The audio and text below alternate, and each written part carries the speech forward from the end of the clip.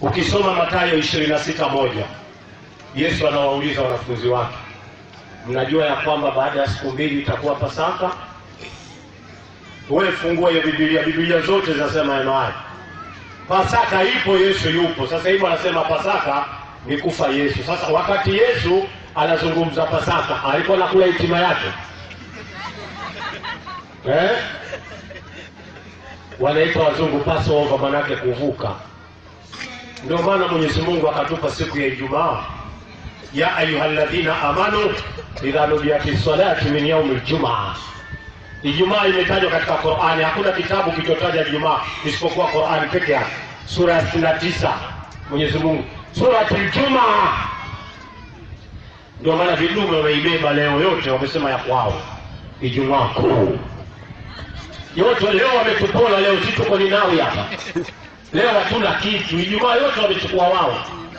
Ijumaa kuu hamna kula nyama wala nini, hakuna. Pasaka. Pasaka maana yake nini? Nini mnajua maana Pasaka? Wazungu wanasema Passover, maana yake kuvuka. Ni kuwatoa wana wa Israeli Misri kurudi Kanaani. Na Yesu anazaliwa kaikuta hii. Vidume wakatumbukiza. Kafa Yesu, kusulubiwa Yesu msalabani. Wana maneno hawa. Wana balaa kweli hawa. Hata Mungu tena. Hakuna kitabu chochote kinachosema Pasaka ni kufa mtu. Hakuna. Alafu sisi Waislamu, wallahi sisi Waislamu, Muislamu yoyote ambaye haamini kama Nabii Isa ni mtakatifu, yeye huyo si Muislamu. Si Muislamu kabisa. Na ndio maana sisi tunakataa. Qur'ani inakataa.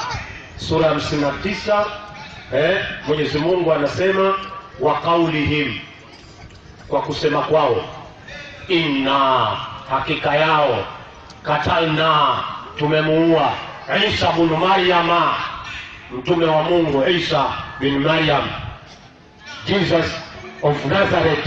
Allah anasema wama kataluhu, Allah anasema hawakumuua, wama salabuhu, wala hawakumsulubisha. Mwenyezi Mungu anasema alimnyanyua kwake. Hizi ndio habari zilizopo katika vitabu vyote.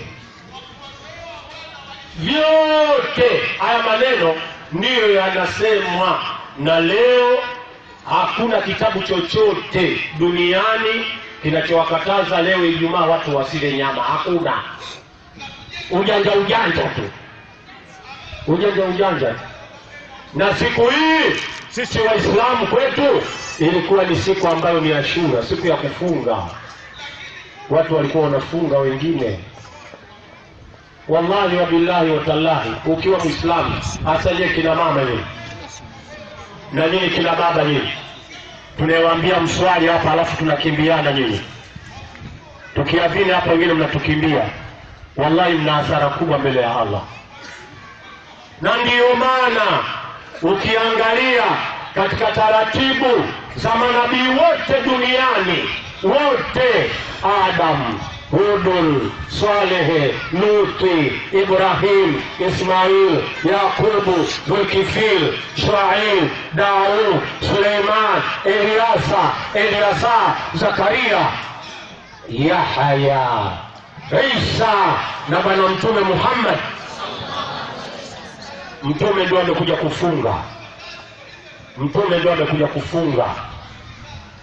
Muhammad is the messenger of Allah.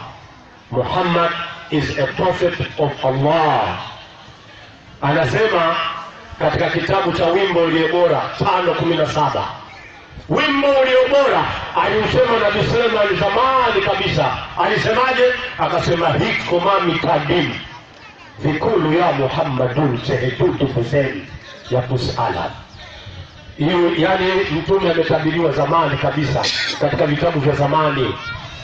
Mtume ambaye tunamfuata, mtume aliyeleta system moja duniani, mtume ambaye ameleta system moja duniani kwa mafundisho aliyopewa na Allah subhanahu wa ta'ala.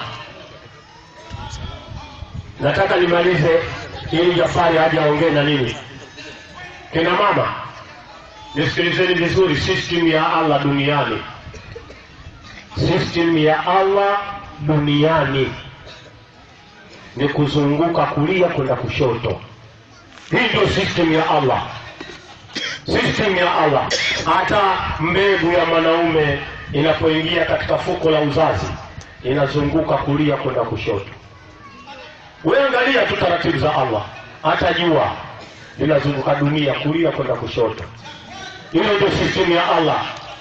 Hata chupa ya chai ukitaka kufungua lazima uifungue kulia kwenda kushoto. Hizo nati za magari yote kulia kwenda kushoto. Na trafiki wa nchi hii wakikwambia ukitaka salama kuvuka barabarani unaanza kulia unamalizia kushoto. Na toa salamu na kutoa salamu lazima unaanzia kulia. Assalamu alaykum wa rahmatullah. Unaanzia kulia unamalizia kushoto. Na Maka watu wanazungumza Kaaba, wanazungua Kaaba ni kulia kwenda kushoto. Hii ndio system ya Allah subhanahu wa ta'ala.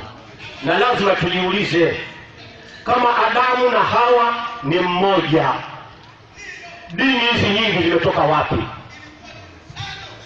Adamu na Hawa ni mmoja. Jinsia ya mwanamke wa Kiislamu na jinsia ya mwanamke wa Kikristo ni moja.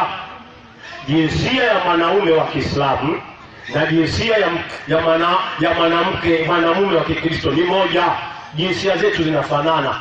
Huyu Mungu aliyetuumba sisi mmoja. Tumepata wapi kuwa na madini duniani karibu 10,000? Tunapata wapi? Inawezekanaje siku ya Kiyama Mwenyezi Mungu ameleta dini duniani nyingi, alafu wengine awapeleke motoni, wengine awapeleke peponi? Itakuwa kawaonea. Na Allah hana tabia ya kuwaonea. Ndio maana kidume kimoja kiliwahi kuniuliza swali. Nilikwenda Nairobi, niko ni comparative religion. Kidume kimoja kikanionyesha, wewe Mazinge, nikamwambia unasemaje? Allah wewe anaweza yote? Nikasema hawezi. Nikamwambia Allah hawezi yote. Sema kweli, nikamwambia hawezi. Waislamu wengine wakasema astaghfirullah, astaghfirullah, astaghfirullah. Nikarudia mara 3 nikasema hawezi. Akasema kwa nini? Nikasema ndio. Allah hawezi kuwa na mtoto. Allah hawezi kuwa na mtoto. Wa nini? Nakuuliza hivi, Allah anaweza kuwa na mke? Ndio hawezi. Sasa usiniangalia. Wengine mnaanza kushtuka hapa, hawezi. Mke wa nini?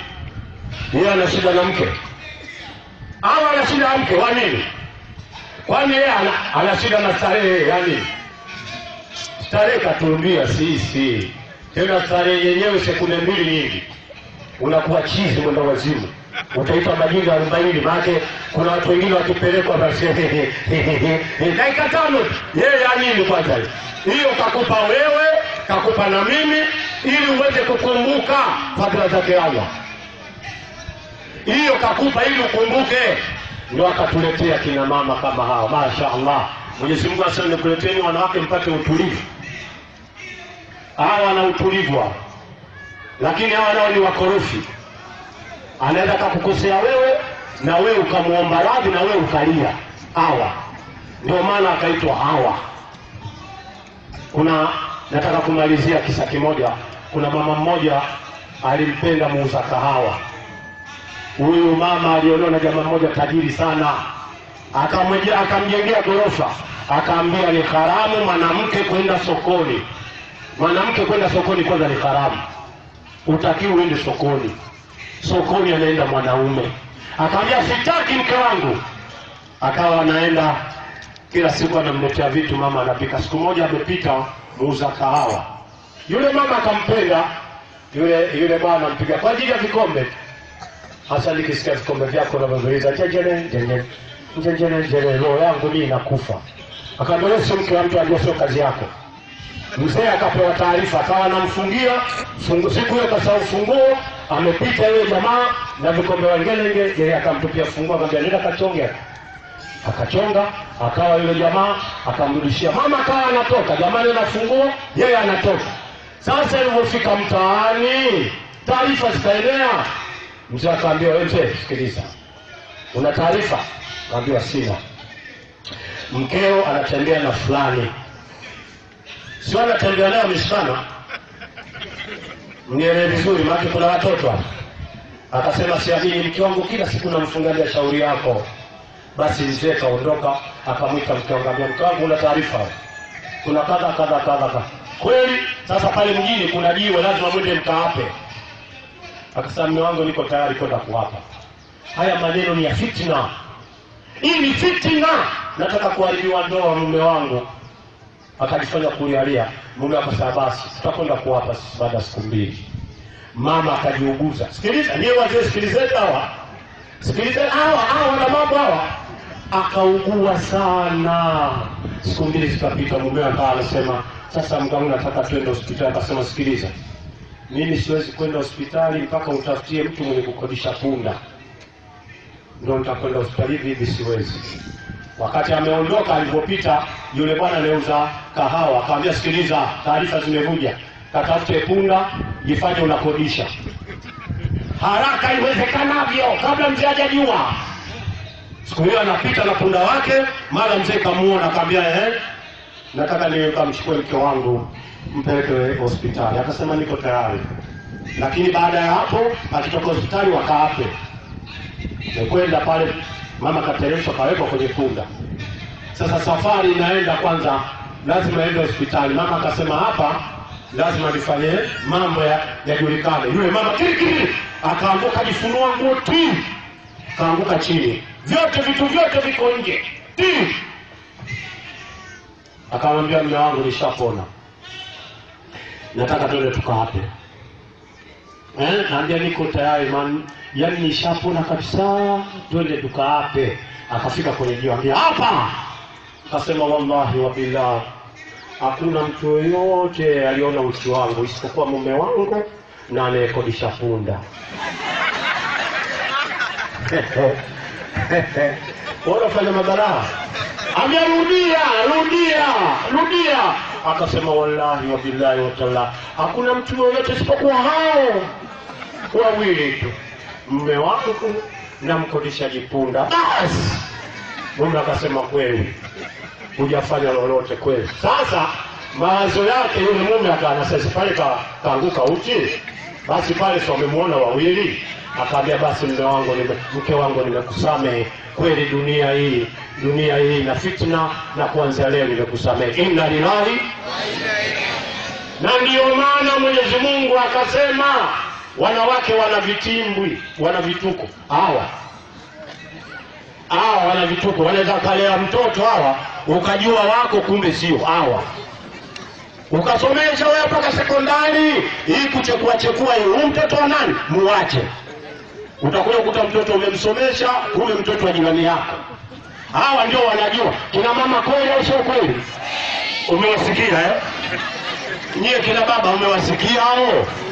Ndio maana Mtume akasema hawa wana vitimbi. Lakini nataka nikwambieni, wallahi wa billahi, haijashuka hadithi Mtume amesema amewaona wanaume wengi motoni, isipokuwa imeshuka hadithi Mtume anasema amewaona wanawake wengi katika moto wa Jahannam. Na Mtume akarudi akasema, basi nakuombeni kina mama, fanyeni toba, fanyeni istighfari, ombeni msamaha. Wewe mmeo anarudi, unashindwa kumpokea mume wako? Unashindwa kumpokea mume wako? Eti kuna watoto wengine, watoto zenu hata kuswali hawaswali, madrasa hawasoma, na nyinyi mnawaangalia. Njoo kwangu utashika adabu, hakuna kula. Yaani mimi kiama nikakae na ulizo utazima zingi na watoto mbona wakuswali? Mimi muda huo wa kujibu maswali ndani, kwanza nakufukuza kwangu ukai. Nikuzae mwenyewe alafu ulete ukorofi. Hapa huyu anajua mkongo hapa. Hapa uswali kula hamna. Ndio. Tunaanza kubembelezana, mama basi kula mama, swali kuswali lazima. Anawajua mkongo. Hao watu wanawajua watoto wangu wote. Kwangu hamna taarabu. Ukipiga taarabu unachezea bakora. Ndio nilivyojiwekea. Kwangu uweze kukuta TV na piga muziki hata. Mimi siwezi kwa siku ya kwanza mimi nina yangu au vipi?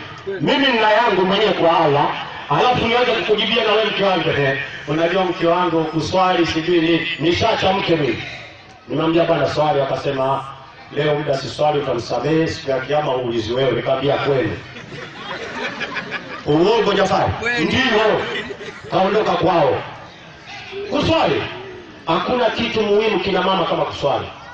Wallahi wa billah. Yaani ukiacha kuswali wewe ni kafiri, unakifa motoni. Unakwenda motoni. Na ndio maana mnaona sisi tunafanya mikutano kama hii kukumbushana